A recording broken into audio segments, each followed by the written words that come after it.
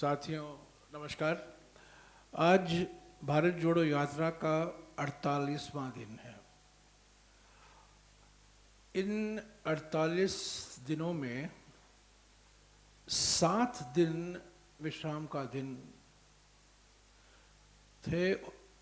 41 दिन भारत जोड़ो यात्रा सड़क पर उतरा था। इन 41 दिनों में करीब 1270 किलोमीटर पूरा हो चुका है, यानी कि कुल मिलाकर 1/3 अब तक पूरा हो चुका है। परसों 50वां दिन है। भारत जोड़ो यात्रा फिर से शुरू होगी तेलंगाना के महबूब नगर जिले से। पिछले 48 दिनों में 4 राज्यों से गुजरा है भारत जोड़ो यात्रा। तमिलनाडु, केरला, कर्नाटका और आंध्र प्रदेश। और परसों हम तेलंगाना में आए, पर तेलंगाना में यात्रा पूरी तरीके से परसों शुरू होगी। इन 4 राज्यों में 18 ज़िले से गुजरा है। तमिलनाडु में 2 ज़िले, केरला में 7 ज़िले, कर्नाटक में 7 ज़िले और आंध्र प्रदेश में 7 ज़िले। तो कुल मिलाकर 18 ज़िले कवर हो चुके हैं।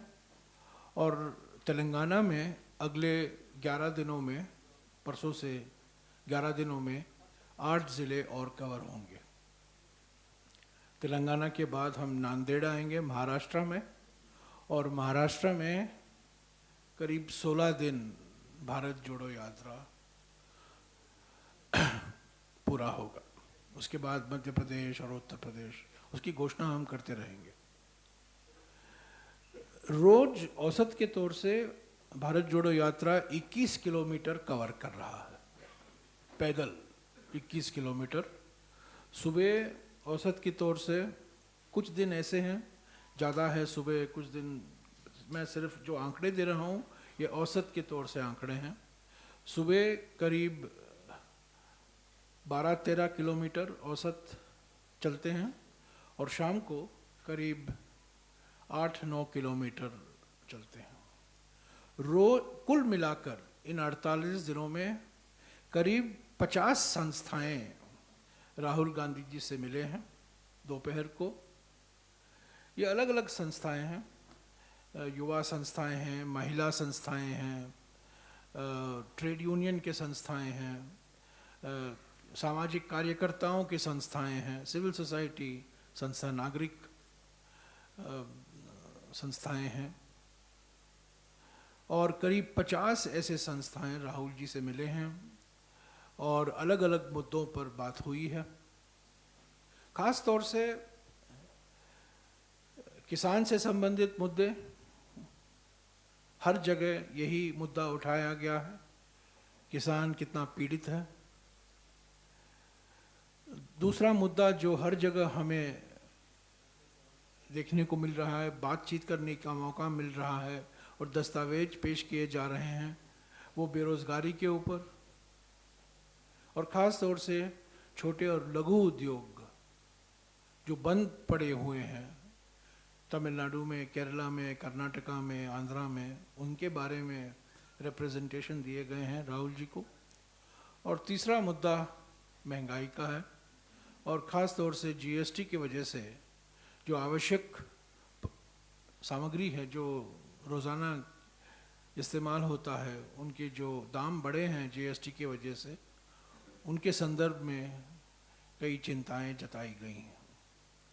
तो 50 संस्थाएं कुल मिलाकर राहुल जी से मिले हैं इन 48 दिनों में। करीब 50 ऐसी संस्था हैं जो राहुल जी के साथ चले हैं। उन्होंने कोई दस्तावेज नहीं पेश किया पर चले हैं। जो मैंने पहले कैटेगरी कहा था, उसका जिक्र किया था, वो ऐसी संस्थाएं हैं जो आधे घंटे पौने घंटे के लिए रोज़ दोपहर को राहुल जी से मिलते हैं। पर इसके अलावा ऐसे भी संस्थाएं हैं जो उनके साथ चलते हैं, जो वॉक द टॉक होता है। और 50 ऐसे संस्थाएं हैं पिछले 48 दिनों में जिन्होंने राहुल जी के साथ कुछ समय बिताया। 10 मिनट, कुछ लोग 15 मिनट, कुछ लोग 20 मिनट, और जो उनके मन में था उन्होंने राहुल जी को अवगत कराया। कर्नाटक में इन 48 दिनों में राहुल जी ने 4 प्रेस कॉन्फ्रेंसेस संबोधित किए हैं। एक तमिलनाडु में, एक केरला में, एक कर्नाटका में और एक आंध्र प्रदेश में, और हर एक राज्य में एक प्रेस वार्ता होगी उनकी। 31 तारीख को हैदराबाद के पास 5वां प्रेस इंटरैक्शन होगा। 4 विशाल रैली को संबोधित किया है राहुल जी ने पिछले 48 दिनों में। कन्याकुमारी में, त्रिशूर में, बेल्लारी में और रायचूर में। ये 4 विशाल सभा थे, रैली थे, पार्टी की ओर से आयोजित किया गया। और इसके अलावा इन 48 दिनों में करीब 35 ऐसे नुक्कड़ सभाएं, पब्लिक मीटिंग, छोटे छोटे पब्लिक मीटिंग 7, साढ़े 7, 8 बजे को, जब उस दिन का भारत जोड़ो यात्रा पूरा होता है, उन्होंने इन सभाओं को भी संबोधित किया। पर विशाल रैली, जो पब्लिक रैली है, वो 4 हैं। शुरुआत तो 7 सितंबर को हुई थी कन्याकुमारी से, उसके बाद त्रिशूर में केरला में, और कर्नाटका में 2, एक बेल्लारी में, और चौथा वाला, और मैं समझता हूँ सबसे सफल रैली, सबसे विशाल रैली जो हुआ है वो रायचूर में हुआ था। तो 1/3 भारत जोड़ो यात्रा पूरा हो चुका है, और जिस रफ्तार से हम जा रहे हैं, मैं उम्मीद करता हूं कि फरवरी के 20 तारीख तक हम कश्मीर पहुंचेंगे। हो सकता है कि उसके पहले भी पहुंच पाए, पर जिस रफ्तार से हम जा रहे हैं, तो 20 और 25 के बीच में हम ये कह सकते हैं कि भारत जोड़ो यात्रा पूरा हुआ। लोगों की उत्साह देखने लायक है। लाइव स्ट्रीम हो रहा है, आप लोग सब देख रहे हैं, और कई लोग आ रहे हैं सड़क पर। कांग्रेस समर्थक आ रहे हैं, कांग्रेस कार्यकर्ता आ रहे हैं, कांग्रेस आलोचक आ रहे हैं, और जो किसी राजनीतिक दल में कोई समर्थन नहीं है, तो दिलचस्पी नहीं रखते हैं, वो भी आए हैं, जो कि न्यूट्रल आदमी हैं, न्यूट्रल महिलाएं हैं। और जो उम्मीदें थी हमारी, हम ये मानकर चल रहे थे कि तमिलनाडु और केरला में तो हमें बहुत सकारात्मक रिस्पांस मिलेगा जनता से, पर कर्नाटक में जहां बीजेपी की सरकार है, उनके प्रयासों के बावजूद लोगों का जो रिस्पांस है वो बहुत उत्साहजनक था। आंध्र प्रदेश में भी, आंध्र प्रदेश की सरकार की ओर से काफ़ी कोशिश की गई कि यात्रा में कई बाधाएं डाली गई, पर उसके बावजूद अनंतपुर ज़िले में और कर्नूल ज़िले में लाखों लोग, महिलाएं, युवा और समाज के हर वर्ग के लोग भारत जोड़ो यात्रा का स्वागत किया। तो मैं कह सकता हूं 48 दिन के बाद, 4 राज्यों के बाद, 18 जिलों के बाद, 4 पब्लिक रैलियों के बाद, 35 नुक्कड़ मीटिंगों के बाद, 4 प्रेस कॉन्फ्रेंसेस के बाद, मैं ये बिल्कुल विश्वास के साथ कह सकता हूँ कि जिस मकसद के साथ भारत जोड़ो यात्रा की शुरुआत की गई थी, जो कल्पना की गई थी उदयपुर में, और जिस मकसद से उसके लिए प्लानिंग भी किया गया, और 7 तारीख को उसकी शुरुआत हुई कन्याकुमारी से, वो पूरा हुआ है। अभी और राज्य बाकी हैं। अभी हम मध्य भारत और उत्तर भारत में प्रवेश हो रहे हैं, और हम उम्मीद करते हैं कि जिस तरीके से संगठन ने, कांग्रेस संगठन ब्लॉक के स्तर पर, जिले के स्तर पर, राज्य के स्तर पर, जिस तरीके से संगठन ने एकजुट होकर भारत जोड़ो यात्रा में वो शामिल हुए, वही हमें महाराष्ट्र, मध्य प्रदेश, उत्तर प्रदेश, हरियाणा, दिल्ली, पंजाब, राजस्थान और जम्मू और कश्मीर में भी देखने को मिलेगा। तो मैं आपको निमंत्रण देता हूं, 31 तारीख को प्रेस कॉन्फ्रेंस है हैदराबाद में, और मैं कोशिश कर रहा हूं कि अगले महीने हम कुछ लोगों, पत्रकारों का वॉक द टॉक भी कराएं राहुल जी के साथ। मैं कोई आपको प्रॉमिस नहीं करता हूं, पर मैं कोशिश कर रहा हूं कि आप लोग मैं जानता हूं कि आप लोग 5-10 मिनट उनसे विशेष बात करना चाहते हैं, पर एक ही शर्त पर मैं उसको आगे ले चलूँगा कि आप 3 या 4 दिन चलें, एक्चुअली 20 किलोमीटर चलें 3 दिन, तब आपको एक इनाम मिलेगा, वॉक द टॉक 3 दिन के बाद। मैं उम्मीद करता हूं कि जब भारत जोड़ो यात्रा मध्य प्रदेश में आएगा, या करीब 18-19 नवंबर को, तब हम इसका आयोजन करेंगे।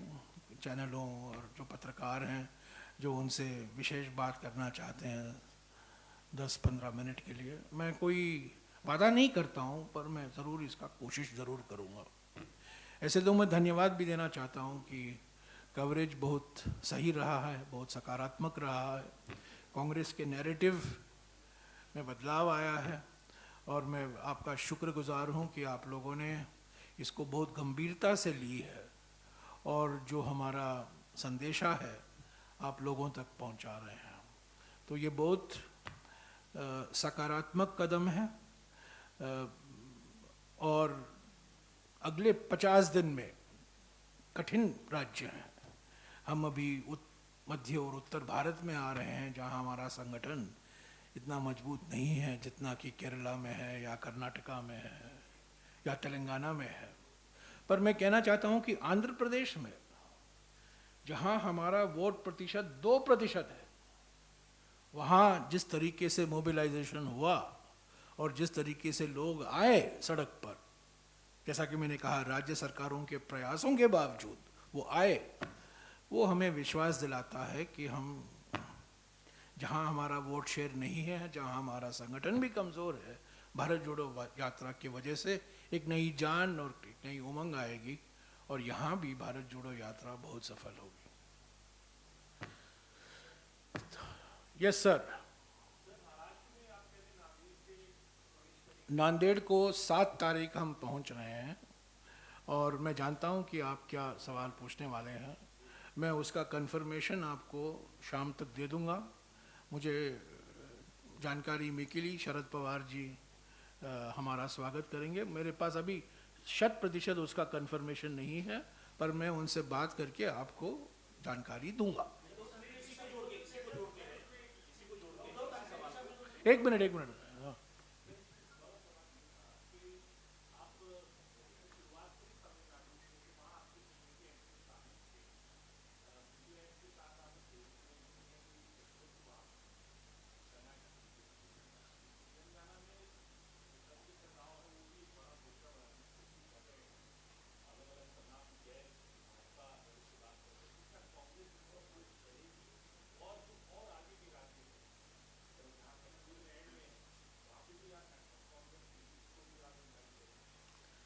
तमिलनाडु में हम डीएमके के गठबंधन के एक महत्वपूर्ण अंग हैं। केरला में हम सीपीएम के साथ मुकाबले में हैं। कर्नाटक में हम जेडीएस और बीजेपी के साथ मुकाबले में हैं। आंध्र प्रदेश में हम 2 क्षेत्रीय पार्टियों के खिलाफ लड़ रहे हैं, वाईएसआरसीपी और तेलुगु देशम। तेलंगाना में हम टीआरएस और बीजेपी के खिलाफ हैं, लड़ रहे हैं। हम उम्मीद करते हैं और मुझे विश्वास है कि जब हम महाराष्ट्र में प्रवेश होंगे तो एमवीए के जो पार्टियां हैं वो हमारा स्वागत करेंगी और वो भारत जोड़ो यात्रा में भाग लेंगी। पर उसका डिटेल जो है मैं आपको आज शाम तक बता दूंगा। एक सॉरी, MVA के जो हमारे घटक दल हैं, हमने पहले से कहा है किसी भी राजनीतिक दल का स्वागत है जो भारत जोड़ो यात्रा के मकसदों का समर्थन करता है। एनसीपी के साथ हमारा गठबंधन है, शिवसेना के साथ हमारा गठबंधन था, हमारी मिलीजुली सरकार महाराष्ट्र में थी। तो वास्तविक है कि उद्धव ठाकरे जी और शरद पवार जी भी भारत जोड़ो यात्रा में भाग लेंगे, पर मैं उसका एग्जैक्ट डिटेल कब कहाँ नहीं पता, आज नहीं बता पाऊंगा। मैं आपको 1-2 दिन में जानकारी पूरा दे दूंगा। पर जेडीएस को, हम जेडीएस के साथ हमारा कोई समझौता नहीं है कर्नाटका में, टीआरएस के साथ कोई समझौता नहीं है तेलंगाना में, और सीपीएम के साथ तो केरला में सवाल ही नहीं उठता।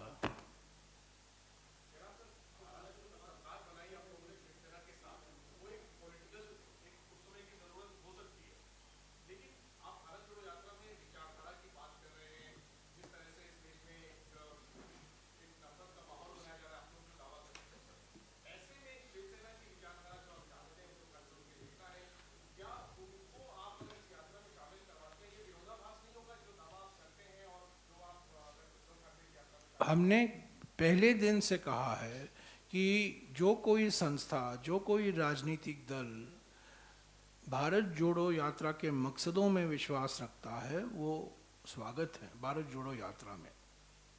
मैंने किसी दल का नाम नहीं लिया था, मैंने किसी व्यक्ति का नाम नहीं लिया था, मैंने किसी संस्था का नाम नहीं लिया था। पर आप देख रहे होंगे, मैं किसी का नाम नहीं लूँगा, आप देख रहे होंगे कि पिछले 48 दिनों में ऐसे भी व्यक्ति, ऐसे भी संस्था शामिल हैं भारत जोड़ो यात्रा में जो 2012 में कांग्रेस का विरोध किया था। न केवल कांग्रेस समर्थक भारत जोड़ो यात्रा में शामिल हुए हैं, कांग्रेस आलोचक जो एक जमाने में कांग्रेस आलोचक थे, तो उनके विचार में भी परिवर्तन आया है। पर महाराष्ट्र के संदर्भ में जो आपने सवाल उठाया, मैं जानता हूं कि एनसीपी भाग लेना चाहती है। मुझे पक्का जानकारी नहीं है कि क्या उद्धव ठाकरे जी आना चाहते हैं कि नहीं, पर अगर वो आना चाहेंगे ज़रूर हम उनका स्वागत करेंगे।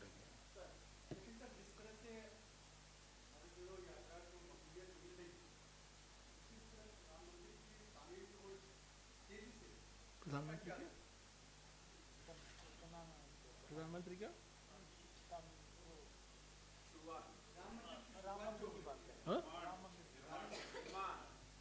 मैं भारत जोड़ो यात्रा की बात कर रहा हूँ यार, आप प्रधानमंत्री की ओर क्यों ले जा रहे हो? हम अपना काम करेंगे, प्रधानमंत्री अपना काम करेंगे। हमारा काम है, मैंने पहले दिन से कहा है, आर्थिक विषमताएं बढ़ रही हैं, सामाजिक ध्रुवीकरण को बढ़ावा दिया जा रहा है और राजनीतिक तानाशाही एक वास्तविकता है हमारे देश में। और ये 3 मुद्दे हैं जिनके खिलाफ भारत जोड़ो यात्रा अपनी आवाज उठा रही है।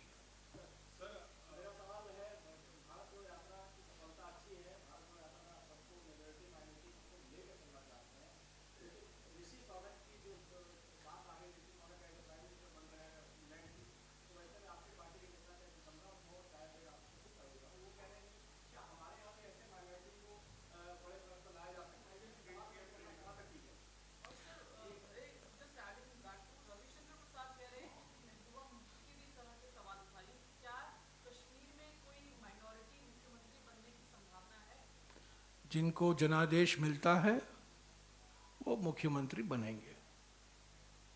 जनादेश मिले, लोकतांत्रिक तरीके से जनादेश मिले और मुख्यमंत्री बने, हमें क्या आपत्ति है।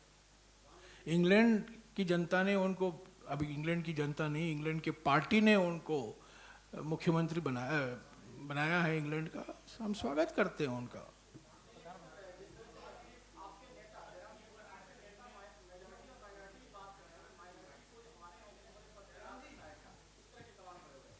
माने हमें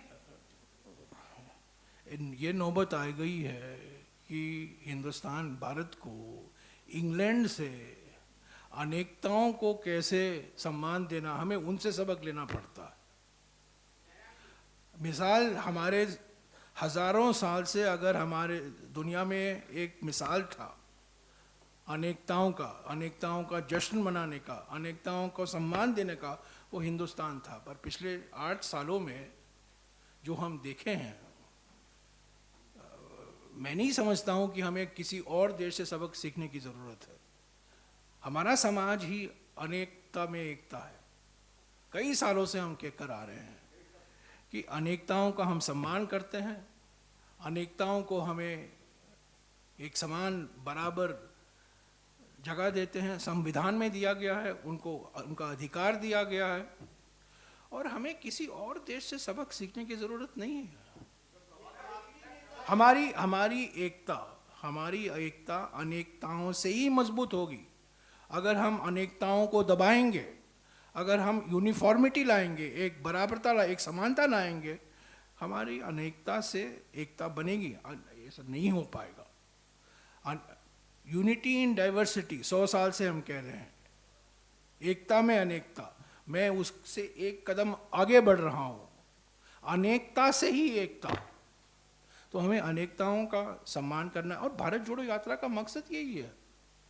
भाषा, धर्म, जाति, अलग अलग तरह के अनेकताएं हैं हमारे देश में, और हमें देखने को मिल रहा है। मैं आपको एक मिसाल देता हूँ। कर्नाटका में कुछ दिन पहले हम ऐसे लोगों से मिले जो ऐसे भाषा बोलते हैं जिसका स्क्रिप्ट नहीं है। ये लिंग्विस्टिक माइनॉरिटी है। हम लोग जब माइनॉरिटी बात करते हैं, हमेशा रिलीजियस माइनॉरिटी हमारे मन में आता है, पर कुछ हमारे देश में कई जगह हैं जहाँ लिंग्विस्टिक माइनॉरिटी हैं। मुश्किल से आपको 10,000, 15,000, 20,000 लोग ये भाषा बोलते हैं। वो भी हमारे देश के नागरिक हैं, उनको भी संवैधानिक अधिकार दिया गया है, और उनको भी हमें सुरक्षित रखने की ज़रूरत है। तुलु है, कोडुआ है, बेरी है, ऐसे भाषाएं किनको जानकारी है। हम लोग हिंदी बोलते हैं, अंग्रेजी बोलते हैं, कन्नड़ा बोलते हैं, तमिल बोलते हैं, पर ऐसे छोटे छोटे भाषाएं हैं 10,000 लोग, 15,000 लोग, 20,000 लोग बोलते हैं। तो उनको भी हमें सुरक्षित रखना है, वो भी भारतीय नागरिक हैं।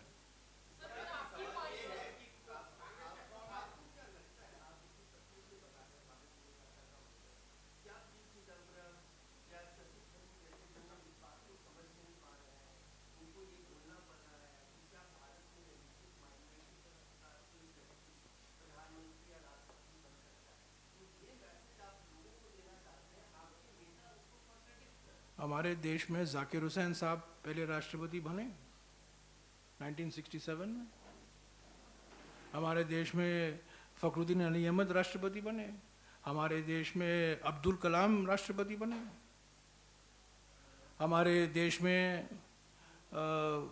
मैं अगर आपको मिसाल देते जाऊं, राजस्थान में बरकतुल्ला खान मुख्यमंत्री बने। हमारे देश में AR अंतुले साहब मुख्यमंत्री बने। उनसे पूछे ना, उनसे पूछिए। मैं भारत जोड़ो यात्रा की बात कर रहा हूँ। मैं और किसी व्यक्ति के बारे में जो कहा है उनकी टिप्पणी नहीं करूँगा, और मैंने देखा भी नहीं है उन्होंने क्या कहा है। तो उनसे पूछिए, मैं भारत जोड़ो यात्रा पर मैं बोलूँगा, और किसी और के वक्तव्य पर मैं नहीं बोलूँगा। कांग्रेस एक लोकतांत्रिक पार्टी है। भारत जोड़ो यात्रा लोकतंत्र की शहनाई बजा रही है। भारतीय जनता पार्टी एक तंत्र का तोप चला रहा है।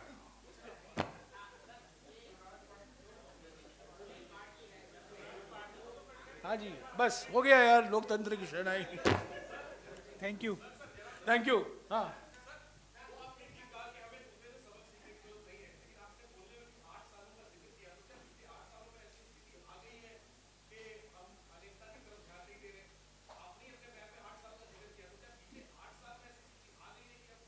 नहीं, पहले मैं 8 सालों का विशेष जिक्र किया क्योंकि अटल बिहारी वाजपेयी के समय में अब्दुल कलाम राष्ट्रपति बने। अब वाजपेयी जी की सोच और नरेंद्र मोदी की सोच के बीच में ज़मीन आसमान का फर्क है, क्योंकि अटल बिहारी वाजपेयी नेहरू के ज़माने के एक प्रोडक्ट है। मैं आज भी मानता हूं कि अटल बिहारी वाजपेयी जी नेहरू से बहुत प्रभावित हुए थे और वो वास्तविक है। पर नरेंद्र मोदी जी एक ही चीज़ में लगे हुए हैं कि जवाहरलाल नेहरू की विरासत को हम कैसे मिटाएं, तीन मूर्ति को ख़त्म कैसे करें। अभी 10 डाउनिंग स्ट्रीट में भी अभी 3 मूर्ति हो जाएगा। Thank you. हो गया यार।